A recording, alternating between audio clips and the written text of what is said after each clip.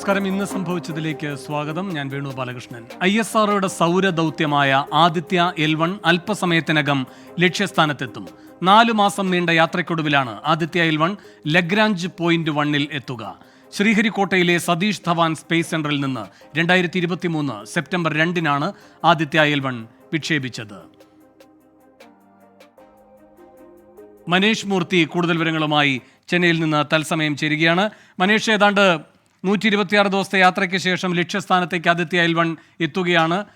ISROയുടെ ബാംഗ്ലൂരിലെ കേന്ദ്രത്തിൽ നിന്ന് അവസാന ഘട്ട ഈ ഭ്രമണപഥം ഉയർത്തൽ എന്ന വെല്ലുവിളി നിറഞ്ഞ പ്രക്രിയയ്ക്ക് തുടക്കമായോ?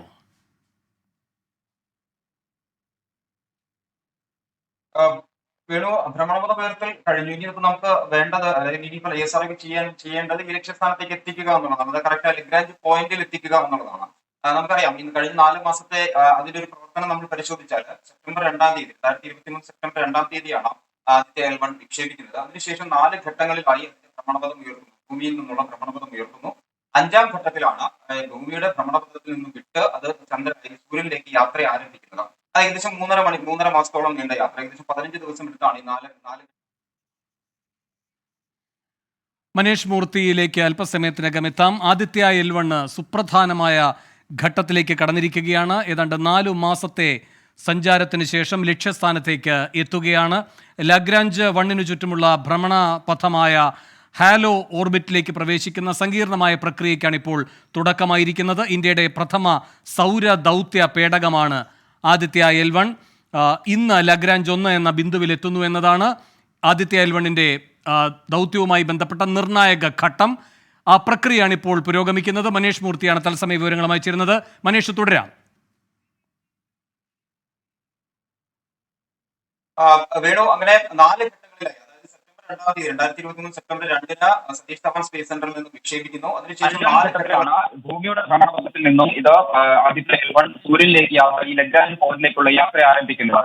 ഏകദേശം 3.5 മാസക്കാലമാണ് ഈ പറഞ്ഞ രീതിയിൽ, അതായത് ഭൂമിയുടെ ഭ്രമണപഥം വിട്ടുള്ള യാത്ര എന്ന് പറയുന്നത് ഏകദേശം 3 മാസക്കാലമാണ്. അങ്ങനെ ആകെ 4 മാസം എടുത്താണ് ഇപ്പോൾ ലഗ്രാഞ്ച് പോയിന്റിലേക്ക് എത്തുന്നത്. അല്പ സമയങ്ങൾ, അത് ISRO പറഞ്ഞിരിക്കുന്നത് സാമൂഹിക മാധ്യമങ്ങൾ വഴി അതിന്റെ വിവരങ്ങൾ തരും എന്നുള്ളതാണ്.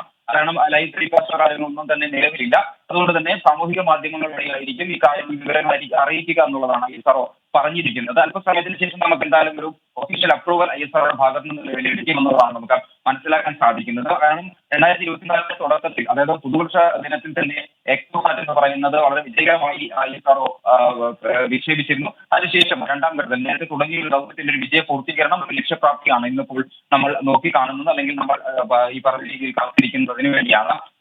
വളരെ അഭിമാനത്തോടു കൂടി, അല്ലെങ്കിൽ അഭിമാന ദൗത്യം തന്നെയാണ് ISROയെ സംബന്ധിച്ച്. അത് ഈ ലഗ്രാഞ്ച് പോയിന്റിലേക്ക് എത്തിക്കുക എന്നുള്ളതാണ് ഏറ്റവും പ്രധാനം. ആദിത്യ L1 ലഗ്രാഞ്ച് പോയിന്റിലേക്ക് എത്തിക്കുക എന്നുള്ളതാണ്. ഇതുവരെയുള്ള ഘട്ടങ്ങളിൽ വളരെ കൃത്യമായി തന്നെ പൂർത്തീകരിച്ചിട്ടുണ്ട്. മാത്രമല്ല സമീപ ദിവസങ്ങളിൽ ഇതുമായി ബന്ധപ്പെട്ടുള്ള ചില ടെക്നിക്കൽ കറക്ഷൻസ് ഒക്കെ ഉണ്ടായിരുന്നു. അതെല്ലാം തന്നെ കൃത്യമായി ചെയ്തിട്ടുണ്ട് എന്നുള്ളതാണ് ISRO chairman doctor S Somanathan കഴിഞ്ഞ ദിവസങ്ങളിലൊക്കെ പറയുകയും ചെയ്തിട്ടുള്ളത്. എന്തായാലും അങ്ങനെ എല്ലാം പൂർത്തീകരിച്ചിട്ടുണ്ട്. ഇനിയിപ്പോൾ പോയിന്റിലേക്ക് എത്തുക എന്നുള്ളത് മാത്രമാണ് ചെയ്യാനുള്ളത്. അതാണ് ഇപ്പോൾ അവസാന ഘട്ടം എന്ന് പറയുന്നത്, ഒരു ലക്ഷ്യപ്രാപ്തി എന്ന് പറയുന്നതും അതാണ്. നമ്മൾ നേരത്തെ സൂചിപ്പിച്ചപ്പോൾ 5 വർഷവും 2 മാസവും നീണ്ടതാണ് പഠനം. 7 പേലോഡുകളാണ് ആദ്യത്തിലുള്ളത്. അതിൽ 4 പേലോഡുകൾ സൂര്യനെ കുറിച്ച് നേരിട്ട് പഠിക്കും. അതുപോലെ തന്നെ 3 പേലോഡുകളിൽ ലഗ്രാഞ്ച് പോയിന്റിനെ കുറിച്ചും പഠിക്കും. കാരണം ആ പോയിന്റിനെ കുറിച്ചുള്ള പഠനം അത് വരും സൗര ദൗത്യങ്ങൾക്ക് വളരെ ഗുണകരമാകുന്നതാണ് ഏറ്റവും പ്രധാനപ്പെട്ട ഒരു കാര്യം. അപ്പോൾ ആ 3 പേലോഡുകൾ ഈ പറഞ്ഞ ലഗ്രാഞ്ച് പോയിന്റിനെ കുറിച്ചാണ് പഠിക്കുക.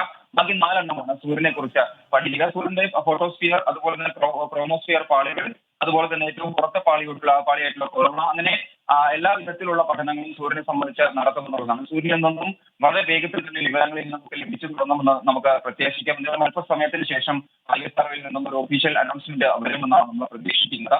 4 മണിയാണ് പറഞ്ഞിരുന്നത്. എന്തായാലും ആ ഒരു സമയം ഇപ്പോൾ ആയിരിക്കുന്നു. അപ്പോൾ ഇനിയിപ്പോൾ അതിന്റെ മറ്റ് സാങ്കേതിക വശങ്ങളെല്ലാം തന്നെ പൂർത്തീകരിച്ചതിന് ശേഷമായിരിക്കും ISROയിൽ നിന്ന് ഒരു ഒഫീഷ്യൽ അനൗൺസ്മെന്റ് വരിക.